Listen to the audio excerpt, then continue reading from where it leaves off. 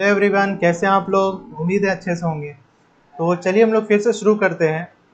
आज का टॉपिक हमें पढ़ना है आइसोमेट्रिक व्यूज़ या फिर आइसोमेट्रिक ड्राइंग्स या फिर आइसोमेट्रिक डिज़ाइन भी कह सकते हैं हम लोग। ठीक है, तो चलिए स्टार्ट करते हैं।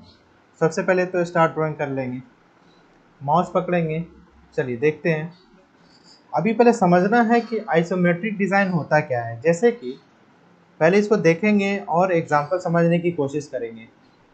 ये जो आप डिज़ाइन देख पा रहे होंगे, ये आइसोमेट्रिक नहीं है। ये कैसा डिज़ाइन है? Simple 2D design. कैसा है? Simple 2D design. अब जब आप इसको देखिएगा ध्यान से, तो ये कैसा डिज़ाइन आपको दिख रहा है? एक आइसोमेट्रिक व्यूज़ की तरह दिख रहा है। आइसोमेट्रिक का मतलब क्या होता है, पहले इस चीज़ को समझेंगे। तो आइसोमेट्रिक का डेफिनेशन कुछ ऐसा है कि किसी भी ऑब्जेक्ट को, खास करके 3D ऑब्जेक्ट को 2D प्लेन में दिखाना। अब 2D प्लेन का मतलब क्या हुआ? आप इस चीज़ को देख पा रहे हो। जब हम इस चीज़ को प्रिंट करते हैं, जेरोक्स में, पेपर में निकालते हैं, तो वो कैसा दिखता है? एक सिंपल प्लेन में। इसका मतलब ये हुआ कि ये दिख तो रहा है आपका एक ऑब्जेक्ट, एक ज्योमेट्री, एक 3D, जिसमें एक्स वाई और जेड तीनों हो, लेकिन रियलिटी में ये किस चीज़ पे बन रहा है? 2D में। तो आइसोमेट्रिक डिज़ाइन का ये डेफिनेशन आप लिख सकते हैं। आप लोग हेडिंग लिख लीजिए कि आइसोमेट्रिक डिज़ाइन या आइसोमेट्रिक व्यूज़। और उसका एक लाइन का डेफिनेशन ये है कि to represent 3D object in 2D plane. ठीक है। दूसरा इसका डेफिनेशन ऐसा लिख सकते हैं आप लोग कि to represent 3D object in 2D plane. 2D plane का मतलब होता है एक्स एंड वाई, और 3D ऑब्जेक्ट का मतलब हुआ जिसमें एक्स वाई और जेड तीनों हो, या फिर उसको हम लोग ज्योमेट्री भी बोल सकते हैं। तो सिंपल समझिए, what is the definition of isometric is कि कोई भी ऑब्जेक्ट को, खास करके 3D ऑब्जेक्ट को 2D में दिखाना। इसी चीज़ को हम लोग क्या बोलेंगे? आइसोमेट्रिक डिज़ाइन बोलेंगे या फिर आइसोमेट्रिक व्यूज़ बोलेंगे। अब ध्यान से यहाँ पे देखिए इस डायग्राम को। कोई भी एक डायग्राम लीजिए, इस कॉर्नर पे पकड़िए। कॉर्नर पे आपको सिर्फ और सिर्फ दो लाइन ही दिख रहा, दो एक्सेस ही दिख रहा है। इसको एक्स मान लीजिए, इसको वाई मान लीजिए। ठीक है। अब आइए नीचे। अब इसको ध्यान से देखिए आप लोग, क्या क्या दिख रहा है? एक छोटे से पॉइंट पे, कॉर्नर पॉइंट पे, अगर इसको एक्स मानते हैं तो ये वाई होगा और ये जेड होगा। तो इसीलिए हमने कहा डेफिनेशन में कि 3D या फिर ज्योमेट्री या फिर एक्स वाई जेड को कन्वर्ट करना, शो करना है किसमें? 2D में। चलिए शुरू करते हैं हम लोग। हमें क्या करना है कि इस तरह का डिज़ाइन हमें बनाना है, और इस तरह का डिज़ाइन हम अभी बना कर दिखाएंगे स्टेप बाय स्टेप, और आप लोग इसको लिखिएगा भी, ताकि बाद में मैं होमवर्क दूंगा और आप लोग को ये ज़रूर करना है। चलिए शुरू करते हैं। सबसे पहले होम ग्रिड ऑन रहने दीजिएगा, न्यू पेज लेते हैं, वहाँ ज़्यादा समझ में आएगा। ये एक न्यू पेज है, फ्रेश है। चलिए समझते हैं। हम एक लाइन ले रहे हैं, ठीक है, या फिर एक रेक्टेंगल ले लीजिए, डी इंटर 20x20 का। अब इस चीज़ को हम ध्यान से देखिए, ये एक 2D है, रियल 2D प्लेन है। हमको इसको क्या बनाना है? एक 3D ऑब्जेक्ट बनाना है। तो कैसे बनाएंगे?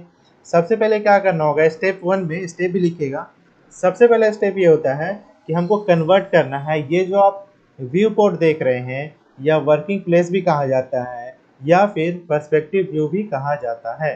तो ये जो आप देख पा रहे होंगे, ठीक है, तो इसमें क्या है कि आप जब जूम करते हैं तो आपको देखने को मिलेगा एक्स एक्सिस और वाई एक्सिस, मतलब ग्रिड जो बनाया गया है वो दो एक्सिस से बनाया गया। तो इसको हमको चेंज करना है। कैसे चेंज करेंगे? By using drafting setting. तो पहला स्टेप क्या होगा? लिख लीजिए। पहला स्टेप होगा go to drafting setting. Command होता है ds इंटर। ठीक है। जब हम ds इंटर करते हैं, माउस पकड़ेंगे और देखेंगे कि यहाँ पे बहुत सारे टॉपिक्स हैं, हेडिंग है। हमको चले जाना है किसमें? स्नैप एंड ग्रिड में। पहले समझते हैं स्नैप एंड ग्रिड का मतलब क्या होता है। तो स्नैप का मतलब हुआ स्नैप ट्रैकिंग, मतलब जो हम लोग corner point, mid point, vertex point, tangent point, ये सारी चीज़ को जो हम लोग पकड़ते हैं, क्लिक करते हैं, ट्रैक करते हैं, वो किसके हेल्प से करते हैं? स्नैप की मदद से। और यहाँ पे एक और वर्ड है ग्रिड। ग्रिड इसे कहते हैं, जो आप देख पा रहे हो पीछे। ठीक है। चलिए नीचे आइए, क्या लिखा हुआ है? Snap type. Snap type grid है, रेक्टेंगुलर स्नैप है, पोलर है और आइसोमेट्रिक है। तो पहले स्टेप में हमको क्या करना है? ड्राफ्टिंग सेटिंग में जाना है, फिर कहाँ चले जाना है? आइसोमेट्रिक स्नैप में चले जाना है, फिर क्या करना है? ओके करना है। तो जैसे हम लोग ओके करेंगे तो आप देख पा रहे होंगे ये आपका डायगोनली या फिर आइसोमेट्रिक व्यू में आकर तैयार हो चुका है। ठीक है, पहला स्टेप कंप्लीट हो गया। दूसरा स्टेप में क्या करना है, इसको हम लोग बनाने की कोशिश करेंगे और इसमें 3 तरह का आइसोप्लेन होता है। आइसोप्लेन क्या होता है आइए आगे देखते हैं, पहले इसको बनाकर हम लोग देखते हैं। ठीक है, चलिए एल इंटर हम लेंगे, इसको आप भूल जाइए, नए तरीके से हम लोग बनाएंगे।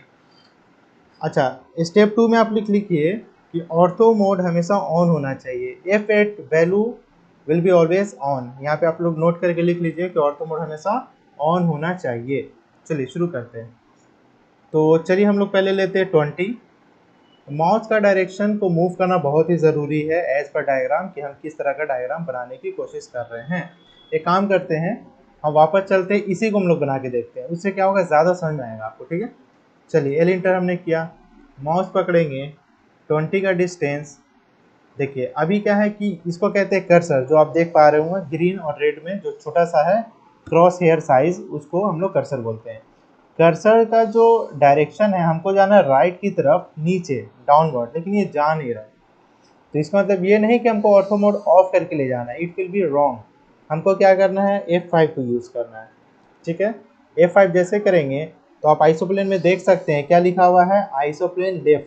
तो 3 तरह का होता है, सभी समझेंगे इसमें। पहले हम समझते हैं F5 से कैसे डिज़ाइन करेंगे। तो पहले हमने F5 कर लिया, अब हम लेंगे 20, माउस का डायरेक्शन ऊपर की तरफ, फिर से 20 और फिर हम यहाँ पे क्लोज कर लेंगे।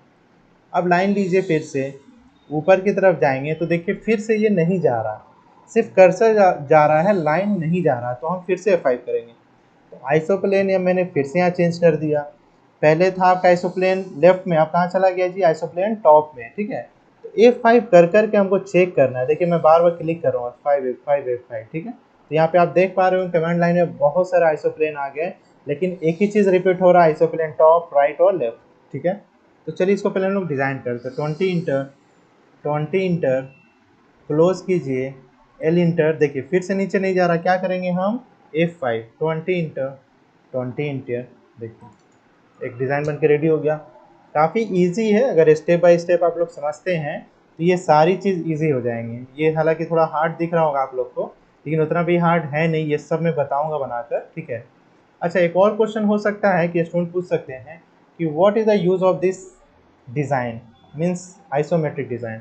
तो अगर मैकेनिकल वाले हैं तो बहुत बेनिफिट है उनके लिए, और अगर सिविल वाले हैं तो भी बेनिफिट है। वो इसलिए क्योंकि इस पे कहीं ना कहीं प्रैक्टिस होता है, हाथ साफ होता है। दूसरी चीज़, इसका यूज़ कहाँ पर है, आप इस डायग्राम में देख सकते हैं क्या यूज़ है। आइसोमेट्रिक डिज़ाइन पहले बहुत बनाया जाता था, ये एक छोटा सा एग्जांपल है, हमने जस्ट अभी बनाया इसको टेबल।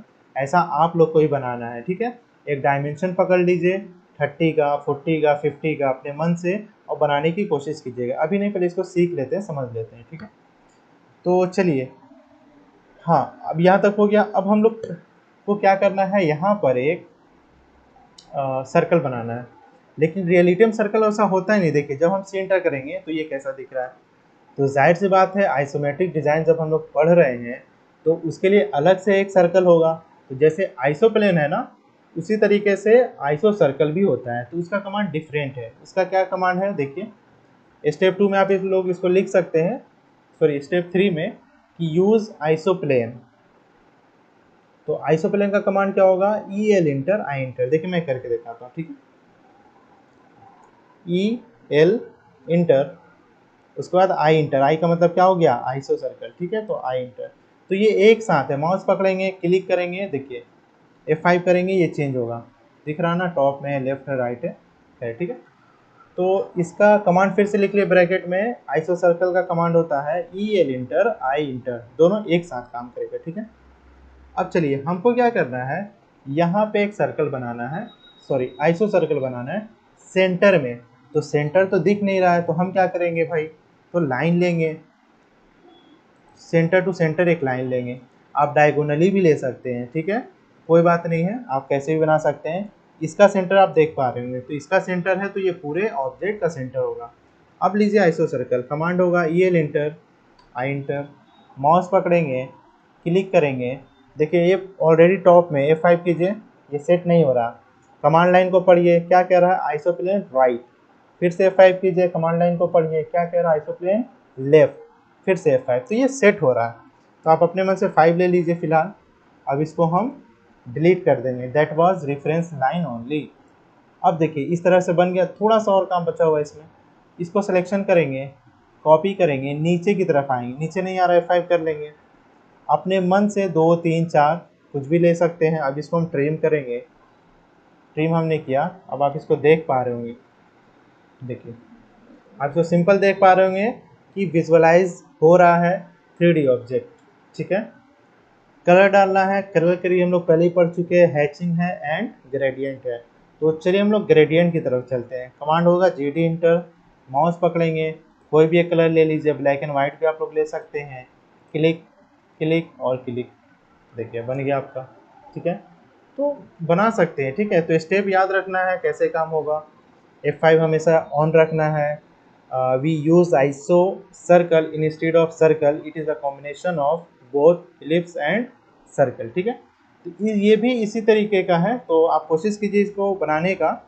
और वीडियो ज़्यादा लॉन्ग हो रहा है, तो नेक्स्ट वीडियो में हम ये सब जो है, सब तो नहीं लेकिन दो तीन इसमें से और 2 इसमें से हम बनाकर ज़रूर दिखाएंगे। फिलहाल आप लोग कोशिश कीजिएगा इसको बनाने का।